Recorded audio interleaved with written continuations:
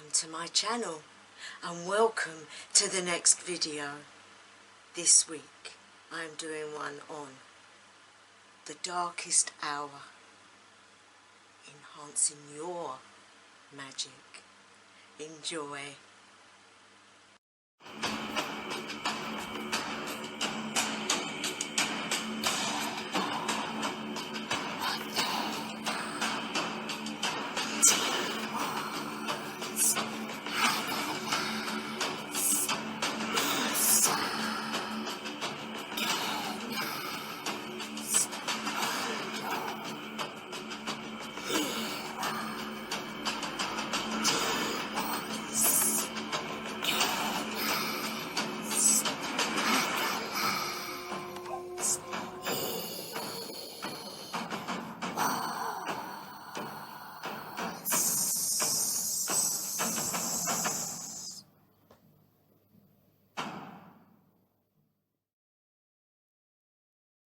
Hi everyone, Gothic Witch here. Welcome to the next video. This one is about the darkest hour, the hour that is mainly known as the witching hour, the hour when everybody senses or feels or knows something isn't right. Or are you one of those people that wake up at 3 AM every morning? Sorry, if you are, you have the ability to turn it round. But what is it? Let's talk about what it is. Well, scientifically, it's a time of the day when the body, well, when you go to bed, it's a time of night when you hit REM sleep, when the body relaxes to such an extent that the blood flow slows down, your blood pressure drops, your mind cools down, it's not so turbulent, and you go into a very peaceful state. Normally that would be when you would be dreaming and enjoying your sleep.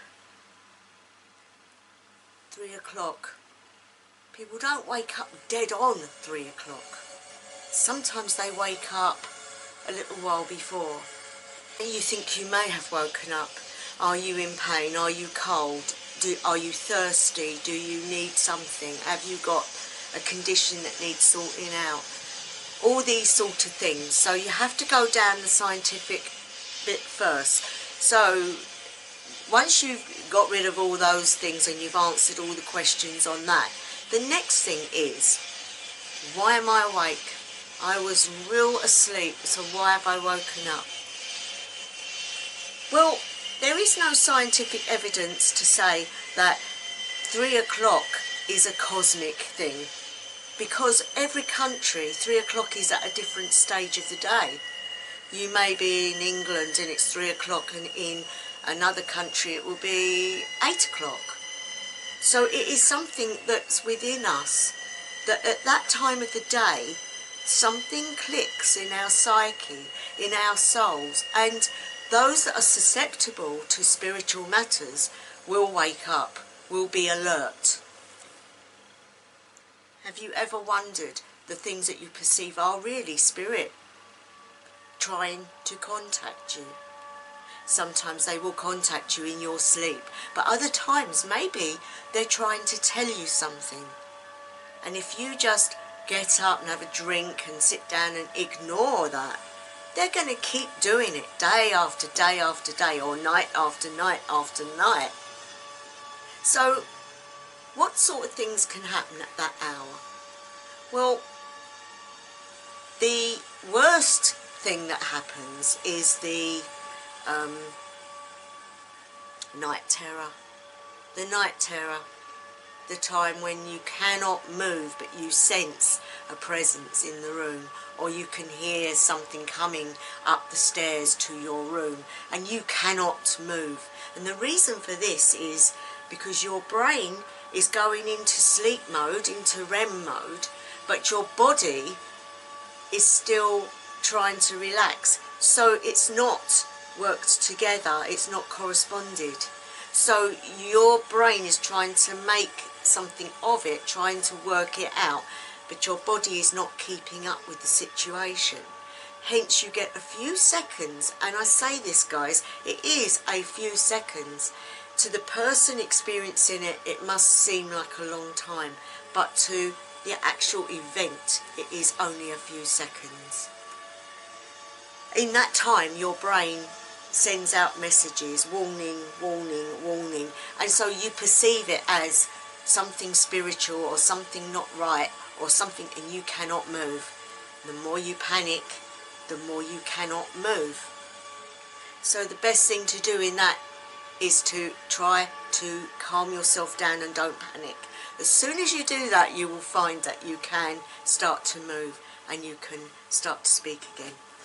The worst thing in that is that you are out of control, and that is the aspect of that time of the night. You need to take control of that time. Magically, what can we use this time? Is it beneficial to us? Well, I know now, if I get up and I do a meditation, or if I get up and I do a little bit of spiritual study, then I go in a lot quicker than if I do it during the day when my mind is all over the place. So because your body is so relaxed at that time and your mind is open to meeting the spiritual level, it allows you to absorb stuff and send stuff out.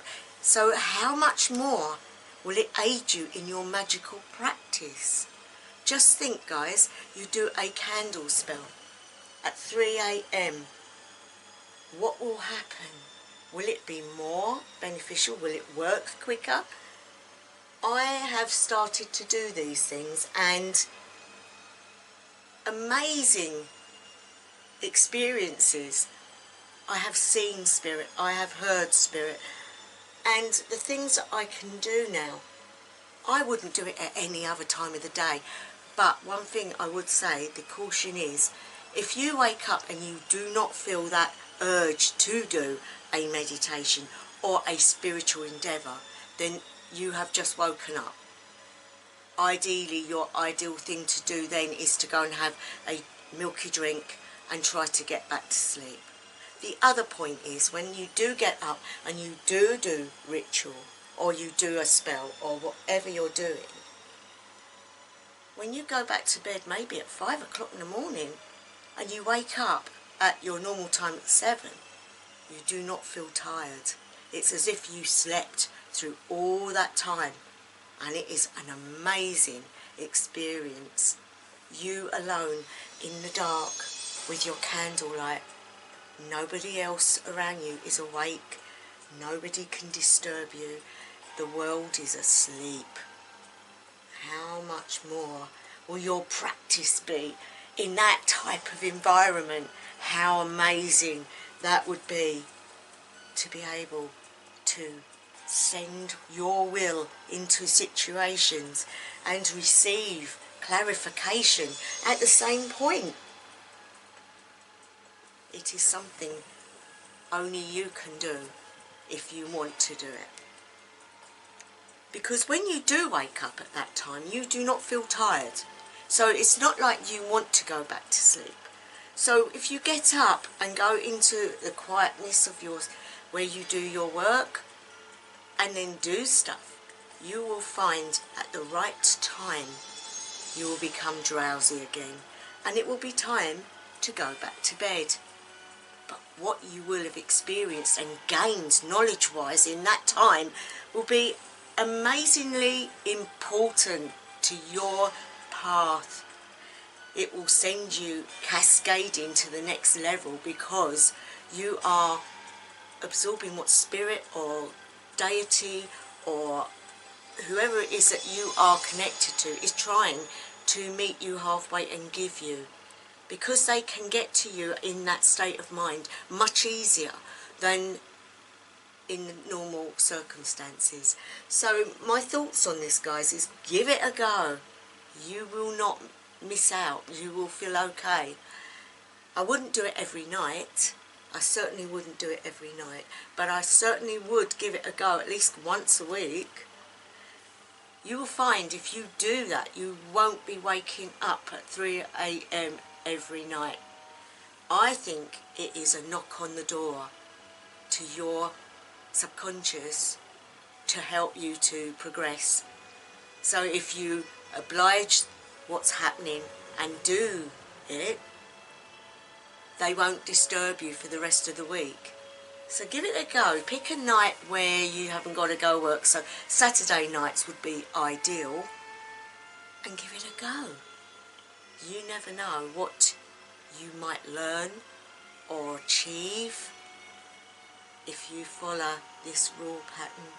And who knows who it is that's trying to give you these messages, but they may be quite important. As a shamanic practitioner myself, it is my path to be in this state of mind. So to me, it's the most fantastic time of night to be doing these things. And I do see and feel a lot more at this time.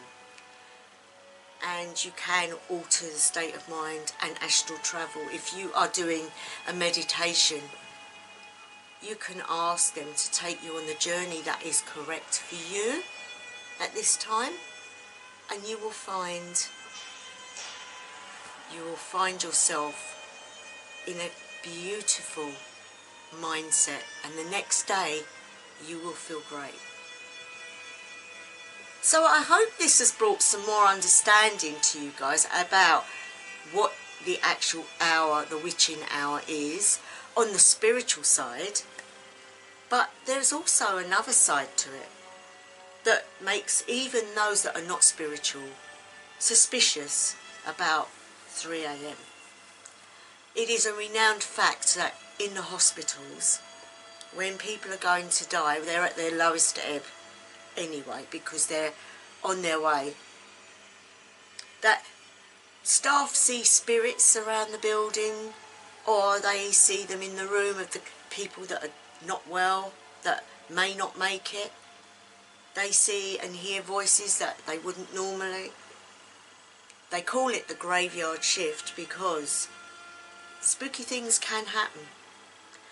And when a person's going to die, it is possible around that time of night that they will go, and they will get an abundance of people go at that precise moment.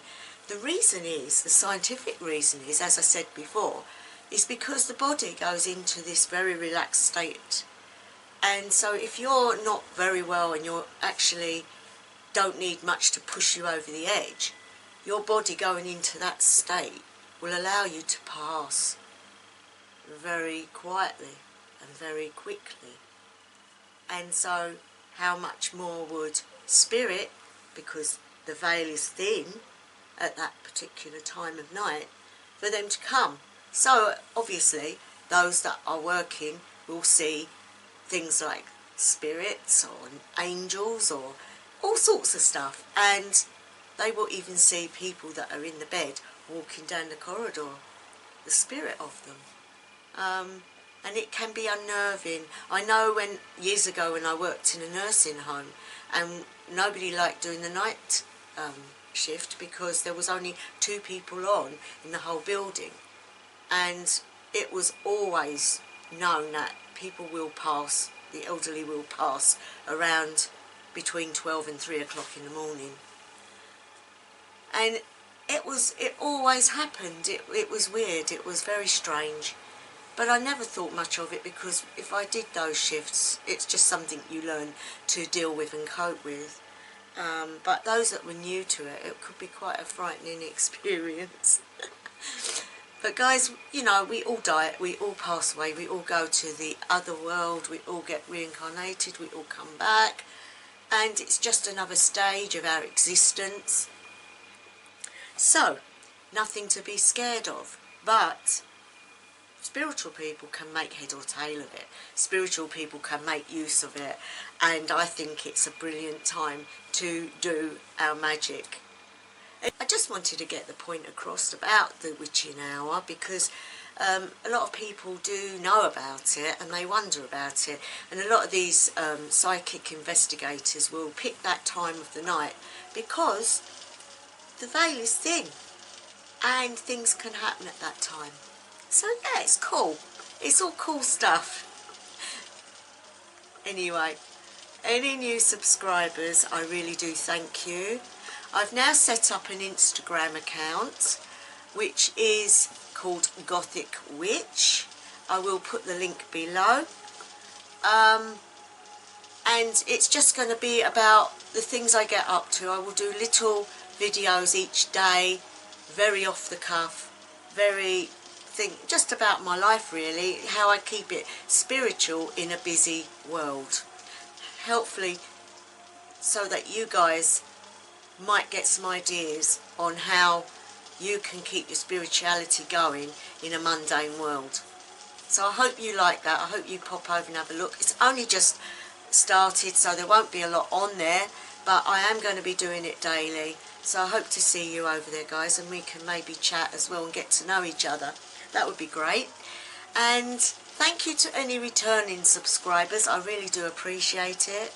And give me some ideas of what you would like to see on the channel, because it's helpful to know what you guys actually want. And thank you to all those that are always with me. I really do appreciate your support. And have a lovely weekend wherever you are, whatever time of day, night or evening it may be. I wish you the best ever. House of Elaine.